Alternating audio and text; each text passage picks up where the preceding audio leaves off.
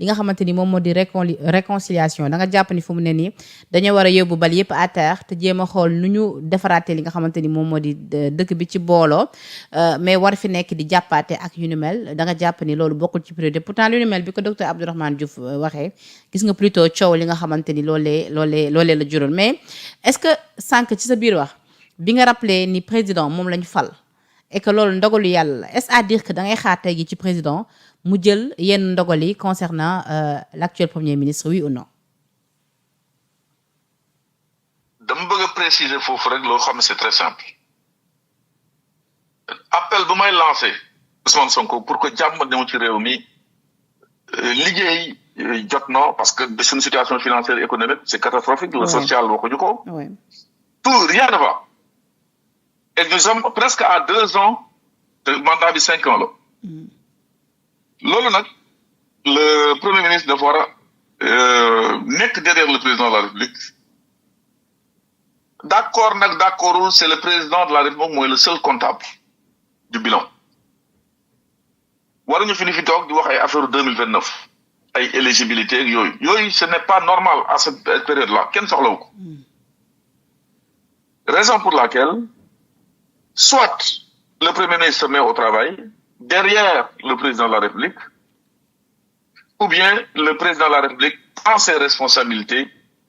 Ousmane Sonko dem def lu mu mën def mooy opposé wu quand il est à l'opposition contre Macky Sall,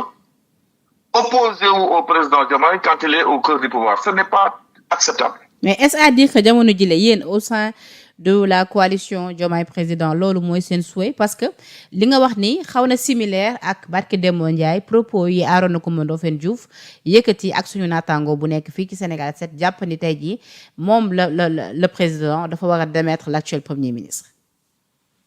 Est-ce que Sonko vous dérange est-ce que Sonko vous dérange à ce point, maître? Aucune question ne me dérange sur cette question-là. C'est cette question bu fekkee Ousmane Sonko bëggul liggéey dafa bëgg di politique ba 2029 ne dégg naa keroog sax muy naan dafay génn def ay tournée wu lan politique day dem seeti gars yi politique da ngay jàppale président de la République point à la ligne. ah mais bu fekkee da nga am ay ambition personnelle pendant déglu ma rek mënoo nekk non poste bi mënoo fa toog di opposer au président de la République et sur ce point-là le président Diomaye dafa am loo xam lu extraordinaire actuellement. muy lan. son calme, sa patience, sa retenue. Parce que quand même, il y a n'importe quoi là. On fait croire aux gens que dañuy woote benn réunion des prétendus martyrs ñu fay yuuxu président te waaye na pat. C'est ça la vérité lii yëpp waruloon am. yow mën nga xalaat ne rek du temps de Abdou Diouf Habib Thiam di comporté wu comme ça du fanaan palais du fanaan primature mais aujourd'hui tout est permis les pastefiens jigi saaga président gis nga keroog jàpp nañ ci koo xam ne biir cérémonie boobu la ñëw wax ni bu ñu leen joxe instruction di dem président Diomaye du fanaan palais au bout de 3 jours gis ngeen ñeneen nga lay fi ñu wax la en fait ñu amoon ay kayitu dof nekk comme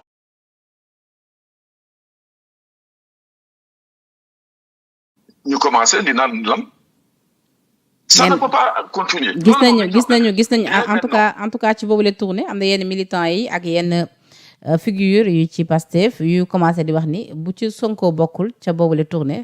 duñu tertu le président. mais bu fekkee ne bëggul dem tournée fekkee président bu aayee programme boo xam ça concerne la nation moom lu ci ñëw moom programme boppam la am keroog président n'a pas pu être au grand théâtre concernant les martyrs uniquement parce que dafa waroon dem prestation de serment au président Côte d'Ivoire du dëgg donc loolu ça se comprend démb xama barki démb il y avait je pense que benn projection concernant de la prison au palais concernant le président de la République du dëgg mais ça concernait le président de la République ça ne concerne pas quelqu'un d'autre gis nga fa Ousmane Sonko ñëw fa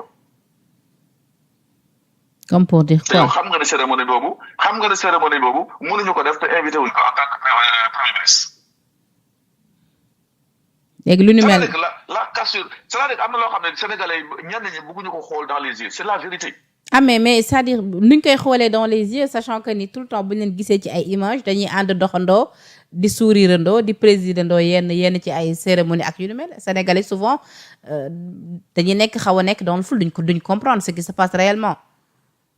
loolu yëpp man fu ma koy analyser c'est que le président Diomaye est très patient parce que dafa bëgg a calme ci réew mi dafa bëgg a jàmm dafa bëgg a dajale nit ñi pas jàppal diw bàyyil diw vous savez très bien que Ousmane Sonko lu mu bëgg rek mooy ñu arrêté ay nit keroog assemblée mu toog xam naa su ma defee lii sur Prodac ña ñi duñ nelaw donc envie de vouloir perturber et de faire empêcher des gens de dormir kii ñi rapport guddeeg bëccëg rapport matin midi soir mais loolu taxulul réew. mais rapport yi on veut un pays boo xam ne division bi mu arrêté mais non ce qu'on voit c'est un pays qui est scindé en deux où ñi nga xam ni lu ñu doon xaar mooy lu ñuy naan reddition de compte lañu doon xaar. mais li am ni kon lan la li am ni du reddition de compte. aujourd'hui ay règlement de compte la ñuy gis te man ma jox la exemple bu gën a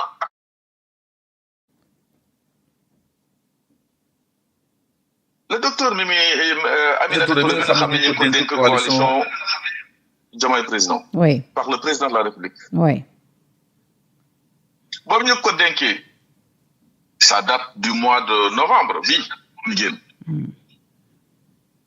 docteur Mimi Aminata Touré mi ngi ci coalition Diomaye président depuis élection présidentielle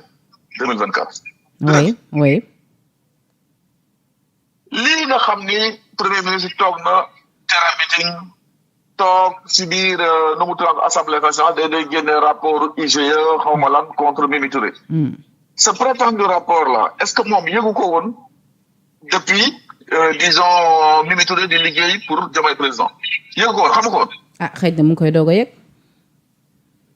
c'est archi faux. kon rapport bi amul. gis nga dama la wax dara Penda ñun at bi ñu juddu dof juddu fa. mais bëgg naa nga leeral luñu ci boobu les rapports parce que fan yi sax ñu ngi naan agent judiciaire bi saisir na pôle judiciaire est-ce que information bi c'est avéré ou pas ak oui ou non rapport bi ndax ça existe pas. c'est pas avéré c'est du cinéma pour le moment dans tous les cas un gars boo xam ni il s'appelle Ousmane Sonko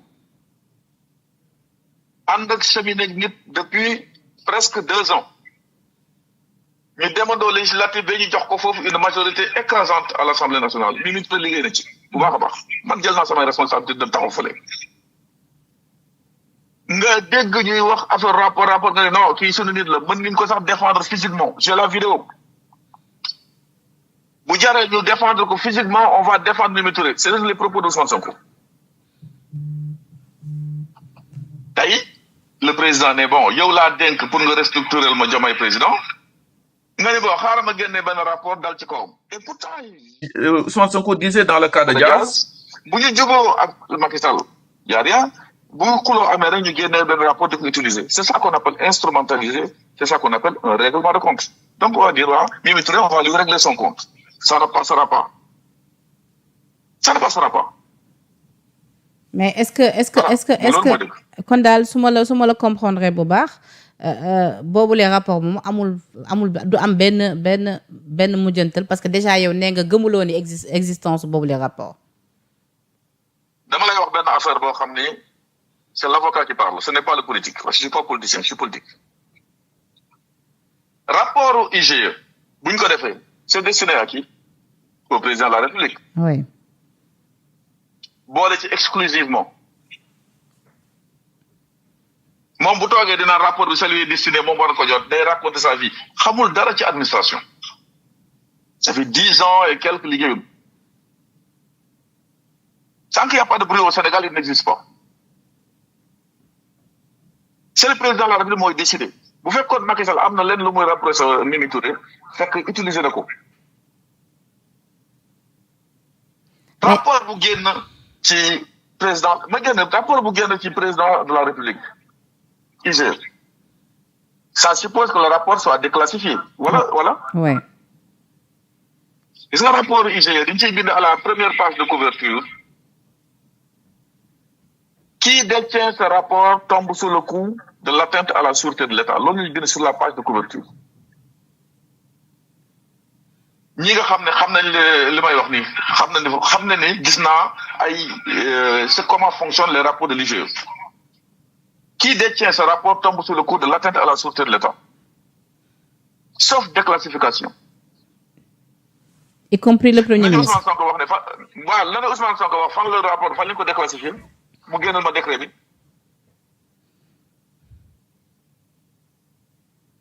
tey ku ñu jàpp yaa ngi rapport IGE te kenn déclassifié bu tu vas en prison. Penda c'est un avocat qui parle na ma benn juriste tontu ci loolu.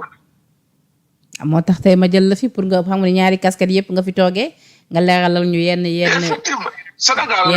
foog nit ñi di xam fu ñu war a yem lu ñu war a wax ak réew nu muy doxee. déjà parce que ku fi génn rapport tey te kenn déclassifié mooy soustraction frauduleuse d'un document confidentiel la. d'accord léegi en tant qu'avocat tamit dama lay interpeller ci le cas Farba Ngom ce matin mu fës loolu ci xibaar yi tey nag xam nga ni